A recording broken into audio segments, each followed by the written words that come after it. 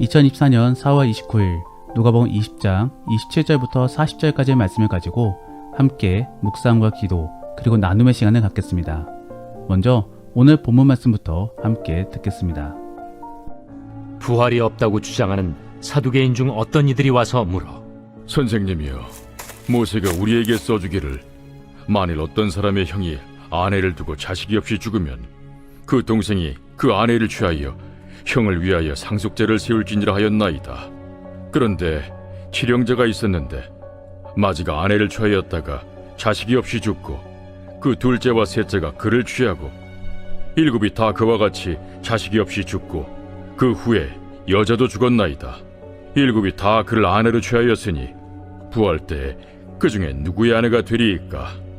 이 세상의 자녀들은 장가도 가고 시집도 가되 저 세상과 및 죽은 자 가운데서 부활함을 얻기에 합당히 여김을 받은 자들은 장가가고 시집가는 일이 없으며 그들은 다시 죽을 수도 없나니 이는 천사와 동등이요 부활의 자녀로서 하나님의 자녀임이라. 죽은 자가 살아난다는 것은 모세도 가시나무 떨기에 관한 글에서 주를 아브라함의 하나님이요 이삭의 하나님이요 야곱의 하나님이시라 칭하였나니, 하나님은 죽은 자의 하나님이 아니요 살아있는 자의 하나님이시라. 하나님에게는 모든 사람이 살았느니라. 서기관 중 어떤 이들이 말하되, 선생님, 잘 말씀하셨나이다. 하니 그들은 아무것도 감히 더 물을 수 없습니다. 오늘 본문에서는 누가복음에서 처음 등장하고 있는 부류가 하나 등장합니다. 바로 사두개인들입니다. 그들은 제사장이 본업이었으며 특이하게도 모세 오경만을 하나님의 말씀으로 인정하였던 사람들입니다. 더불어 부활과 같은 그런 초자연적인 현상을 믿지 않았던 사람들이었습니다. 그렇기 때문에 그들은 내셈이 저 세상을 부정하였던 사람들인 것이지요. 그런데 그런 사람들이 이제는 예수님께로 찾아와 논쟁을 벌이고 있습니다. 즉, 내세에 대한 부정을 통하여 자신들의 생각이 옳다라는 것을 증명하기 위함입니다. 더불어 그를 통하여 예수님을 반대하는 사람들 중에 일부분이 자신들에게 편입되기를 바라는 마음속에 논쟁을 일으킨 것입니다. 여기에 대해 예수님께서는 내세에 대하여 말씀해 주시면서 그들의 오해를 풀어주고 계십니다. 사실 이러한 내용은 오늘날의 우리들에게도 상당히 궁금했던 내용입니다. 왜냐하면 그 누구도 다녀온 적이 없었기 때문에 정확히 알 수가 없었던 그런 내용이기 때문입니다. 그런데 또 어떤 사람들은 그래도 죽었다가 다시 혹은 잠시 잠깐 동안이라도 돌아온 사람이 있지 않느냐라고 생각할 수 있습니다. 하지만 우리가 믿는 신앙 안에서는 그렇게 돌아오는 사람은 없다라고 말해주고 있습니다. 왜냐하면 예수님께서 부자와 나사로 비유 속에서 죽은 사람은 결코 돌아올 수 없다라고 말씀해 주셨기 때문입니다. 죽으면 그저 곧바로 천국과 지옥으로 이동하여서 영원히 그곳에서 머무르게 되는 것입니다. 그러므로 우리의 입장에서는 죽었다가 잠시 돌아온 경우는 실제로 죽은 영혼이 돌아온 것이 아니라 귀신이 장난친 것으로 보고 있습니다. 그래서 사울이 사무엘의 영을 부른 것도 사실은 사무엘이 내려온 것이 아니라 하나님의 허락하에 귀신이 희롱한 것으로 보고 있는 것이지요. 어쨌든 우리는 그러한 내세 이야기를 오늘 본문 말씀을 통하여 잠시 살펴보기를 원합니다. 그래서 앞으로 우리가 가게 될 저 세상은 어떠한 곳인지를 상상해보며 기대를 가져볼 수 있기를 원합니다. 첫 번째로 내세 및 영적인 세상 속에서는 더 이상 가족의 관계가 있지 않다라는 것입니다. 즉, 대를 잇는 부자의 개념이 사라지게 되는 것입니다. 그리고 모두가 다 그냥 하나님의 자녀인 것이며 또 예수님의 신부인 것입니다. 그래서 오늘 본문에서는 사두개인이 예수님께 계대 혼인을 들먹이면서 훗날에 누가 진정한 신랑과 신부가 될 수 있느냐고 묻습니다. 우리가 계대 혼인에 대해 생각해보면은 만일 자식이 없이 남편이 죽게 되면은 남자 가문에서는 대를 잇게 하기 위하여 남편의 동생을 형수와 결혼을 시킵니다. 그것이 바로 계대 혼인인 것이지요. 그런데 사두개인은 만일 7 형제가 있고 또 이들이 모두 계대 혼인을 통하여서 형수와 결혼을 했다라고 한다면은 과연 형수는 누구의 남편이냐라고 묻는 것입니다. 당시에 있어서도 일부 다처제는 어느 정도는 있었습니다. 하지만 일부 다처제가 만연했던 것은 아니고 일반적으로는 일부 1처제의 형태로 가정을 이루었었습니다. 그러므로 이러한 비정상적인 상황을 어떻게 해석할 수 있는가를 묻고 있는 것입니다. 여기에 대해 예수님께서는 걱정할 것 하나도 없다라고 말씀해주고 계시는 것이지요. 왜냐하면 그 여인은 누구의 남편도 되지 않기 때문입니다. 오직 예수님의 신부가 되는 것이지요. 마찬가지로 7 형제들도 누구에게 속하는 것이 아니라 개개인 모두가 예수님의 신부가 되는 것입니다. 그러므로 모두는 이 땅 안에서의 관계가 다 사라지게 되는 것입니다. 오직 예수님의 신부로서 동등한 위치에 놓여지게 되는 것입니다. 그렇기 때문에 아버지와 아들의 경우에서도 이 땅에서는 부자의 관계이지만서도 저 천국에서는 예수님의 신부 및 하나님의 자녀로서 다 개개인이 되는 것입니다. 우리는 이러한 사실들을 통하여서 한 가지를 떠올릴 수 있습니다. 바로 부모님과 자식을 어떻게 바라봐야 되는가에 대한 문제입니다. 우리가 부모님을 잘 모셔야 되는 이유는 훗날 저 천국에서도 함께 살고 또 모셔야 되기 때문이 아닙니다. 바로 하나님을 잘 공경하기 위하여서 부모님도 잘 모셔야 되는 것입니다. 즉, 눈에 보이지 않는 영적인 부모를 잘 공경하기 위해서는 우선적으로 눈에 보이는 부모님부터 잘 공경해야 되는 것이지요. 그러므로 우리는 부모 공경을 통하여서 하나님 공경도 배우는 것입니다. 그렇기 때문에 우리는 부모님을 잘 모셔야 되는 것입니다. 그리고 자녀의 경우는 마찬가지로 훗날에 다시 만나고 또 어떠한 혜택을 누리기 위하여서 챙겨야 되는 것이 아닙니다. 어차피 천국에 가게 되면은 우리는 자녀와 남남이 됩니다. 그저 하나님의 자녀 아래 형제 자매가 될 뿐인 것이지요. 그러면 우리는 왜 자녀를 잘 양육해야 되는 것인가? 바로 천국에 갈 사람으로 잘 세워주기 위함입니다. 그래서 잘 양육함으로 훗날에 함께 교제할 그런 천국 백성으로서 세워주기 위함인 것이지요. 더불어 하나님께서는 그러하라고 우리에게 자녀를 맡겨주신 것입니다. 그러므로 자녀는 내 소유가 아닙니다. 하나님의 소유입니다. 우리에게 잠시 맡겨준 것이기 때문에 우리는 소중히 여기고 잘 양육함으로 복된 천국 백성으로 세워줘야 될 것입니다. 정말로 그러한 생각 속에 다음 세대들을 잘 챙겨주시기를 바랍니다. 두 번째로 내세 및 영적인 세상 속에서는 더 이상 사명이 없다라는 것입니다. 그러므로 35절 말씀에서는 천국에서는 더 이상 결혼 제도가 없다라고 말씀해주고 계시는 것이지요. 우리가 생각해보면은 결혼이라는 것은 왜 필요한 것입니까? 물론 사랑하기 때문에 결혼합니다. 그래서 평생을 함께하기로 약속하는 것이지요. 하지만 정말로 그렇게 사랑만 한다라고 한다면은 동거라는 방식도 있을 수 있습니다. 굳이 법적으로 묶여서 살아갈 필요는 없는 것이지요. 그렇다라고 한다면은 분명 결혼 안에는 사랑보다도 더 큰 이유가 존재할 것입니다. 우리는 무엇 때문에 결혼을 해야 되는 것입니까? 바로 대를 물려주기 위함입니다. 즉, 가문의 전통 및 신앙의 유산을 물려주기 위함인 것입니다.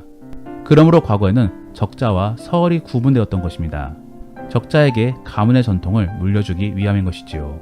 즉, 결혼 안에는 단순히 개인적인 사유로만 하는 것이 아니라 엄연한 사명이 담겨 있는 것입니다. 하지만 천국에서는 그러한 제도가 더 이상 없다라고 말하고 있습니다. 이게 무엇을 의미하겠습니까? 바로 이제는 우리가 끝내야 될 사명이 다 끝났고 이제는 안식만이 남은 것입니다. 이게 바로 우리 앞에 남아있는 상황인 것이지요. 지금은 부르심 및 비전 그리고 사명으로 살아가고 있습니다. 그리고 그러므로 치열하게 살아가고 있고 또 부담감을 가지며 살아가고 있습니다. 하지만 첫 천국에 가게 되면은 모든 사명이 끝나므로 평생을 영원한 안식 속에서 살아가게 되는 것입니다. 사랑하는 성도 여러분, 정말로 그러한 안식을 누리기를 원합니다. 그러므로 지금 이 순간에는 힘들고 버겁다 할지라도 훗날의 그 미래를 꿈꾸며 오늘의 사명을 잘 감당할 수 있기를 원합니다. 그래서 영원한 안식 속에 주를 높일 수 있는 복된 그리스도인들이 될 수 있기를 원합니다. 세 번째로 내세 및 영적인 세상 속에서는 사명이 끝남과 동시에 이제는 죽음의 개념을 갖고 있지 않습니다. 즉, 더 이상 사망으로 인하여 두려워할 필요가 없는 것이지요. 그러면 어떤 분들은 이미 죽었는데 굳이 사망이 없다라는 말이 무슨 의미가 있는가라고 생각할 수 있습니다. 맞습니다. 이미 죽었는데 또 죽을 수는 없는 것이지요. 다만 고통은 남아있을 수 있습니다. 바로 지옥을 통해서 말입니다. 죄의 삭은 사망입니다. 저는 이 표현이 조금은 바뀌어야 된다라고 생각합니다. 즉, 죄의 삭은 고통입니다. 그래서 오늘날에 우리가 고통을 받는 이유가 바로 여기에 있는 것이며 또 죽음 이후로도 만일 고통을 받게 된다면 그것은 죄로 인한 지옥의 고통을 받게 되는 것입니다. 죽음은 우리의 상태를 바꾸는 것에 대한 관문에 불과합니다. 즉, 죽기 전에는 이 땅에 존재했지만서도 죽음 이후로는 저 세상의 존재가 되는 것입니다.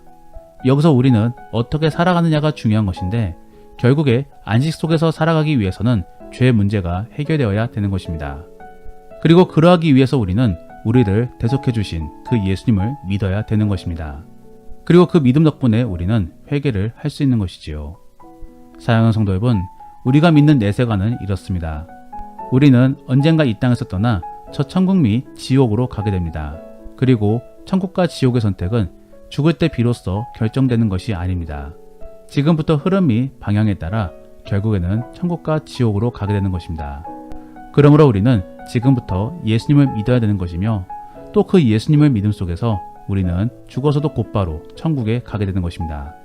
이러한 사실들을 분명하게 믿음으로 지금부터 예수님을 믿어 영원한 안식을 확신할 수 있기를 원합니다. 정말로 그러한 복된 그리스도인들이 될 수 있기를 원합니다. 마지막으로 우리는 저 내세 및 영적 세계 속에서 천사와 동등한 존재가 될 것입니다. 그래서 시공간을 초월하는 존재가 될 것입니다.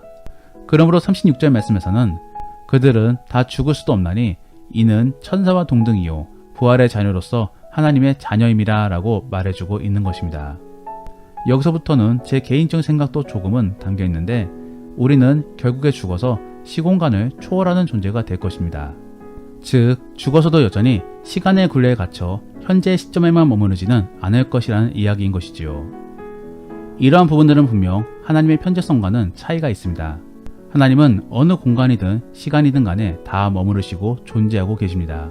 즉 우리가 3차원적으로 보았을 때는 어디서부터 어디까지 함께 머무르고 있는 것처럼 하나님께서는 과거, 현재, 미래 속에서 다 머무르고 계신 것입니다. 반면에 우리는 어느 한 시점에만 머무를 수 있습니다. 그러면서 이동만은 가능한 것이지요. 여기는 분명 차이가 있습니다. 그러면서도 또 한편으로는 현재 시점 속에 이 땅에 머무르고 있는 우리와도 큰 차이가 있는 것이지요. 그렇기 때문에 예수님께서는 37절 말씀에 주는 아브라함의 하나님이요 이삭의 하나님이고 또 야곱의 하나님이다 라고 말씀해주고 계시는 것입니다. 더불어 38절 말씀에서는 하나님 앞에 모든 사람들은 다 살아있다 라고 말씀해주고 계시는 것입니다. 즉 하나님께서는 어느 시점에도 머물고 계시기 때문에 사람들이 다 살아있는 것이고 또 종말의 때에도 사람들은 살아있는 것입니다. 우리는 이러한 부분들을 생각해 보면서 잠시 하나님의 입장에서의 시간에 대하여 생각해 볼 수 있을 것입니다. 물론 논리적으로는 이해하기 어렵지만서도 어렴풋이는 상상해 볼 수 있을 것인데 하나님의 입장에서의 지금은 어느 시기를 말하는 것이겠습니까? 우리와 같은 현재의 이 시점을 말하는 것은 아닐 것입니다. 어떻게 보면 하나님의 지금은 우리의 입장에서는 몇 년간이 될 수도 있는 것이고 또 평생이 될 수도 있는 것입니다. 그러므로 하나님의 일하고 계심도 주의 입장에서는 순간일 수도 있겠지만서도 우리의 입장에서는 몇 년 혹은 평생이 될 수도 있는 것입니다. 이것이 바로 우리와 하나님과의 현격한 격의 차이인 것입니다. 그리고 우리는 이러한 분의 자녀가 되었습니다. 더불어 첫 천국에 들어가게 되면은 우리도 그만큼은 아니겠지만서도 천사와 같이 되며 더 많은 것을 얻고 누릴 수 있게 되는 것입니다. 얼마나 감사하고 또 가슴 뛰는 일이겠습니까? 물론 이 땅에서는 구원을 완성시켜 나가야 되고 그리고 사명을 완성해야 되기 때문에 잠시 동안은 고생하고 있을지도 모릅니다. 하지만 주님의 때에 주님의 부름을 받게 되면은 그때부터는 영원한 안식을 누리게 될 것입니다. 우리는 그러한 사실들을 기억하며 기대함 속에 오늘 하루를 살아가야 될 것입니다. 정말로 그러한 삶 속에 그리고 인내함 속에 믿음 생활을 잘 감당할 수 있는 복된 그리고 가치 있는 천국 백성이 될 수 있기를 원합니다. 기도하겠습니다. 우리가 오늘 말씀을 생각하시며 함께 기도하기 원하는 것은 하나님, 천국을 꿈꾸며 소망하는 자가 될 수 있게 하여 주옵소서. 그래서 오늘 하루의 삶도 기대와 긍정의 삶을 살 수 있게 하여 주옵소서. 그리고 다음 세대를 잘 양육하며 또 부모님을 공경함으로 바른 주의 백성으로 살아가기를 원합니다. 우리에게 하나님의 지혜를 주셔서 주의 뜻대로 잘 순종하며 살아갈 수 있게 하여 주옵소서라고 함께 기도하겠습니다. 더불어 오늘 본문 말씀을 가지고 믿음의 나눔이나 혹은 가정 예배를 드린다라고 하신다면은 오늘 나눈 저 세상 및 천국에 대한 이야기를 생각해 보시며 성경에서 전하는 천국의 모습은 어떠한 모습일지를 서로 나누어 보시기를 바랍니다. 그리고 하나님의 시간과 또 우리의 시간 사이를 생각해 보시며 거기서 우리가 느낄 수 있는 부분들은 어떠한 부분들이 있을지를 함께 나눠보시기를 바랍니다. 그러면 이제 주님과 함께 깊은 대화의 시간을 갖겠습니다. 오늘 하루도 주 안에서 승리하시기를 바랍니다.